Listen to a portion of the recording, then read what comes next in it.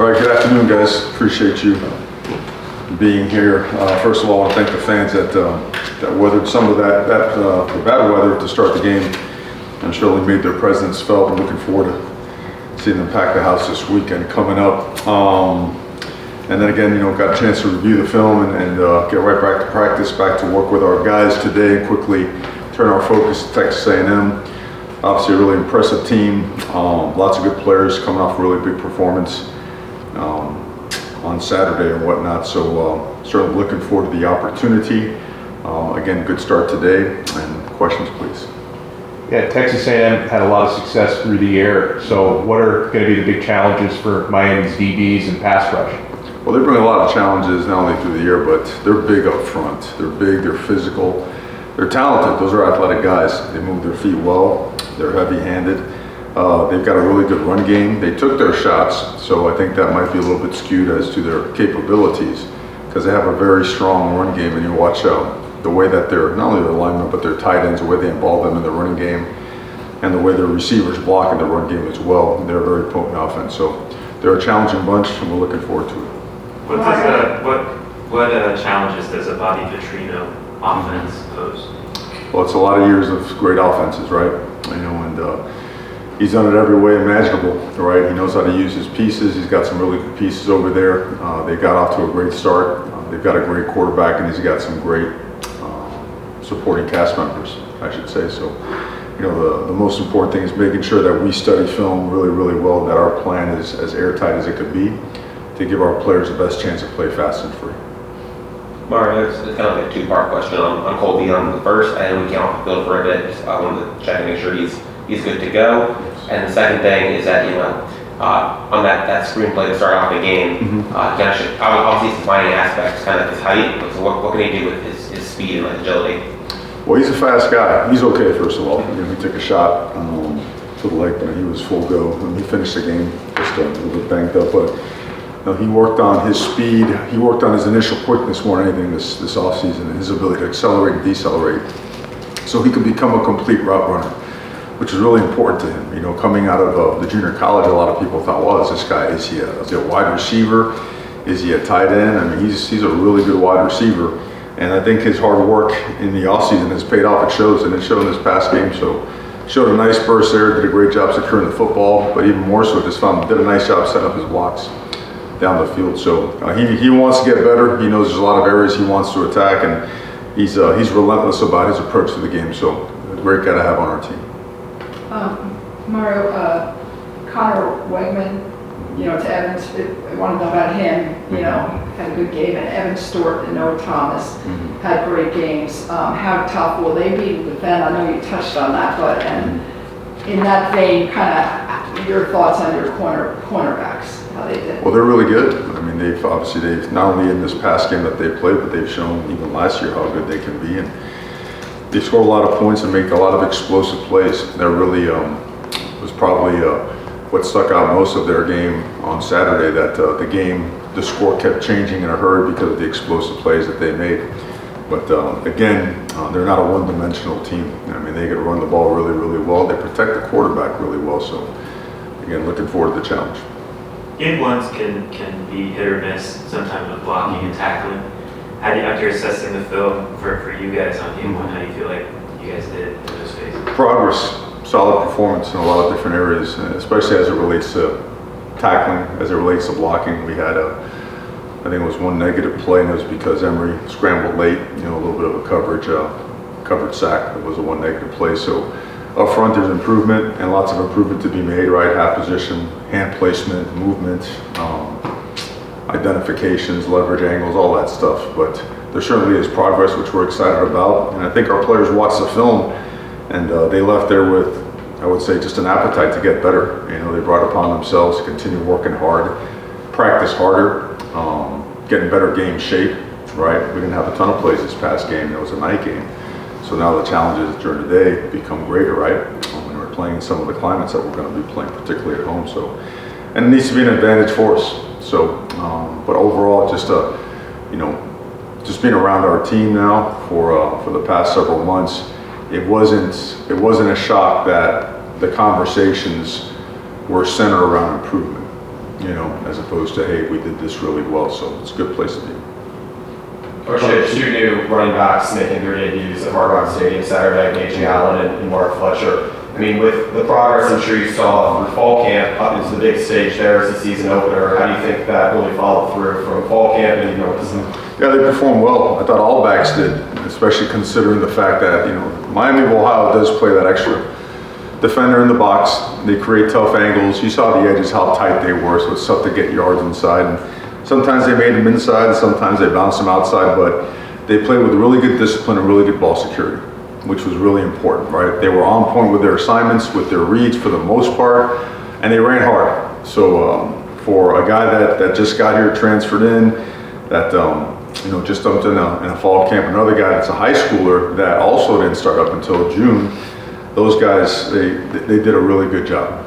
They really did. I know each year it's a different team for both sides, but last year, kind of the story of the game was red zone for both teams. Is that a point of emphasis you're making this week to the team? I think I think every team in the country will always make that point, and you work it. It's such a big part of fall camp, right? It's such a big part of your game plan.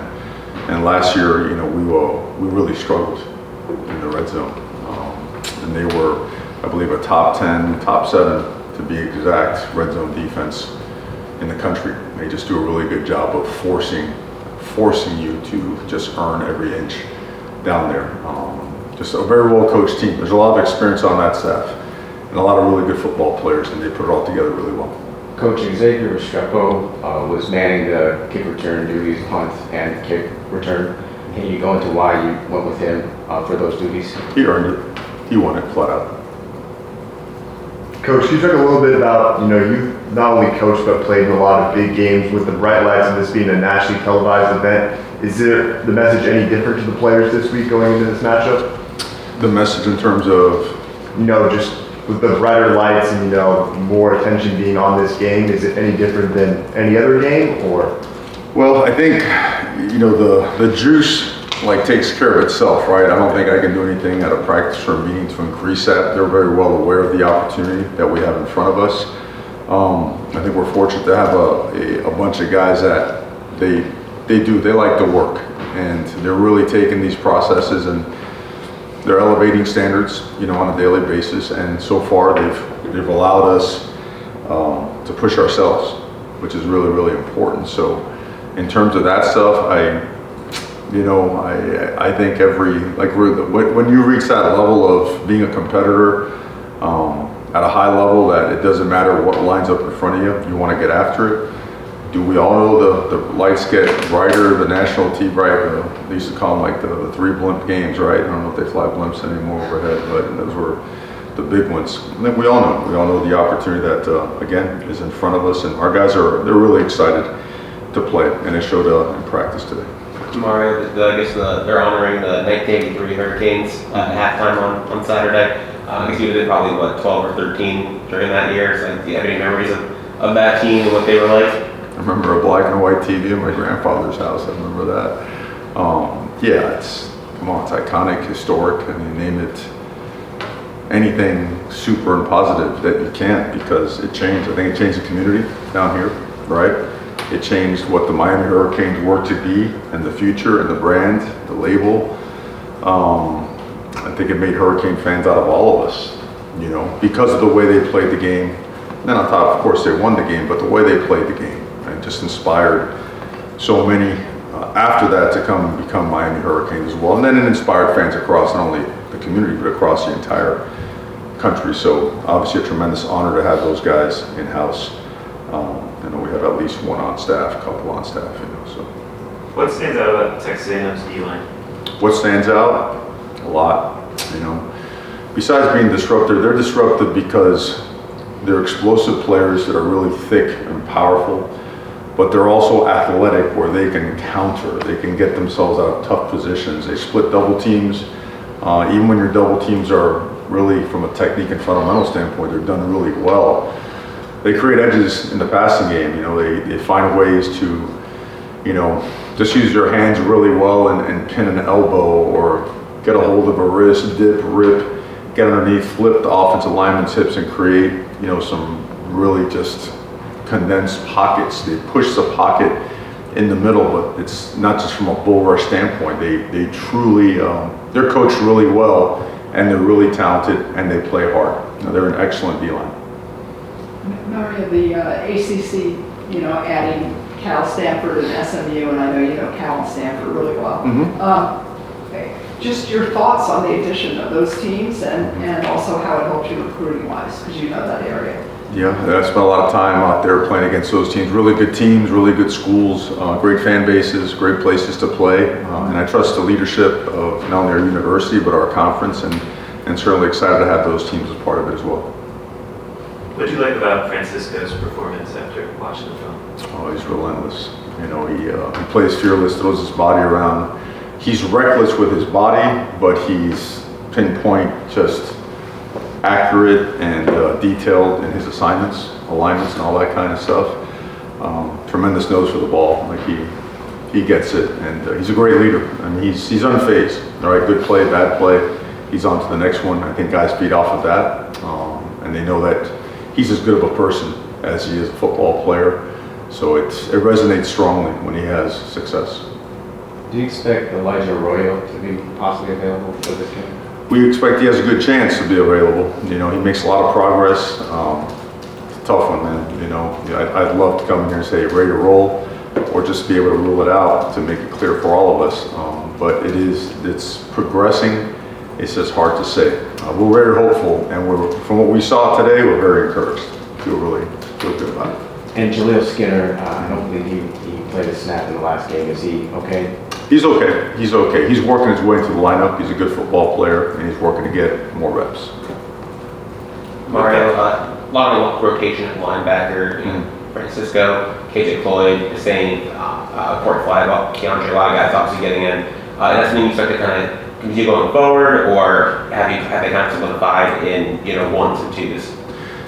Well, if guys earn playing time, they're going to play. I think you see it by position. Certain positions had a lot of rotations and others didn't. And it's strictly on who earns playing time. It's not going to be just gifted. It's not going to be inherited. That position is one in particular that has a lot of competition, and those guys have demonstrated the ability to run our systems at a higher level and play. And for the most part, they played really well, and they played hard, which is really important. They got us lined up the right way. It's good to have those guys playing different combinations with each other. God forbid any injuries occur, we could mix and match a little bit better. So looking forward to not only that position, but the running back is another position. The running back position is one that there is competition, and we let it play itself out throughout the course of the week. It keeps those guys on edge, and it keeps them playing at a higher level. Mario, the freshmen, a lot of freshmen played. You talked a little bit about that after the game. They're especially the true freshmen, their attitudes now, and I know like Francisco is a veteran, so he's unfazed going forward. What did this game do for them, do you think? Confidence and just their attitude now? Their attitude? I don't think their attitude's ever been different. 15 of them played, 15 high school, that were in high school last year played, not counting redshirt freshmen and whatnot. So that's a lot. They were excited. We expected that amount to play. We did, and recruiting just felt that they were high-level guys that come from really good programs, and they trained, they earned it. We're not going to throw a guy out there just because he was a highly recruited guy, and we don't want to ruffle any feathers. That just doesn't work. If you don't earn it, you're just not going to play, and we're going to help you find a path to get better and play. And all these guys did. So I think that being out there, they realize how different it is, and than being having a coach nearby where he could give you a tip or a reminder at the last second in practice, which we try to stay away from. But I think they all did really well. I don't think any of them. I don't think the moment was too big for any of them. Regardless of sometimes in this game there were some guys that played when the game was in hand. We had control of it. But even so, I don't think any of them were fazed by it, and we look forward to playing more of them and having them get more playing time as well. With Tyler's tape thing, is that something he's going to have to play through or play with a whole year, you think? Or is it something that could alleviate as the season progresses? He's fine. I mean, he liked it when they tried it. I think, so much was made of it in the media when they saw him with that. Some people thought it was like a prosthetic finger or something, but whatever makes him feel comfortable. I mean, you saw him throw the ball. There's no limits on what he can do. I think that our training staff is very high tech, very cutting edge, where they just, you know, they create some really neat ways to enhance the efficiency, alleviate any issues that our guys may have. In Tyler's case, it's more of efficiency and just operational. He has no limits right now. Coach, to bring in Francis, Matt, and then JD onto this program this season, seems like it's gone really quickly. You got to see what they're capable of. The run block you mentioned earlier was really strong on Friday night. What has that relationship done for you to be able to have them as a former offensive lineman here at Miami yourself? Yeah, it's something that we need to do every single year. I think it's a great billboard. It's a great commercial for other guys that are seeking opportunities to grow at that position. We're such a trench-driven organization, and we need more. And certainly we need some playmakers outside. And I think that it's only been one game, but I think if you sat them down and you asked them their experience, how they're developing, how they're treated, how they're growing and maturing, I think you'll be very happy with their responses. And to see them come out and perform as if they've been playing together for a long time, that was neat to see. And it was better to see them today talking about how to get better. You know, it really was. Those guys have a lot of pride. They are not in any way, shape, or form looking for pats on the back or any kind of satisfaction. They just want to improve, they want to get better, and they want to win.